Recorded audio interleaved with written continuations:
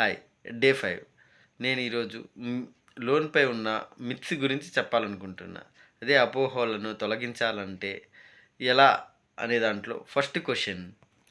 Loan అంటే జీవితాంతం భారమని చాలామంది భావిస్తుంటారు. కాదు. దీనికి ఆన్సర్ ఏమంటే కాదు. చాలామంది దాన్ని తెలివితో, అవేర్‌నెస్‌తో ఆస్తిగాను, ఆదాయంగాను మలుచుకున్న వాళ్ళు చాలా ఎక్కువ మంది ఉన్నారు. అపోహ 2. ఏమంటే చాలామందికి ఇది ధనవంతులకే ఇస్తారు. మధ్య తరగతి వాళ్ళకివ్వరు అనుకుంటారు. అంటే వాళ్ళ మీనింగ్ ఏమంటే అందరికి ఎలిజిబిలిటీ రాదనుకుంటున్నారు.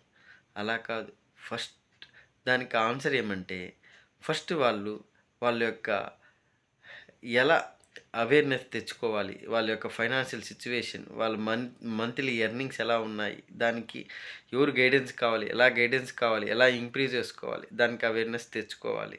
అది మైత్ 2. థర్డ్ మైత్ మెయిన్ ఇదే. ఎక్కువ వడ్డీ ఉంటేనే మనకి లోన్ వస్తుంది.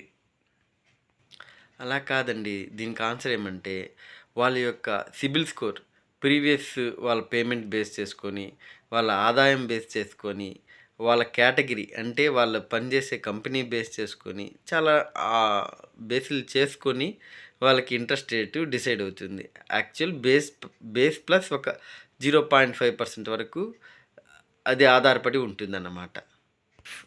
ఫైనల్‌గా అపోహలు, మిత్స్‌ని నమ్మొద్దండి. అవేర్‌నెస్ తెచ్చుకోండి. మీ ఫైనాన్షియల్ సిట్యుయేషన్‌ని కాలిక్యులేట్ చేసుకోండి.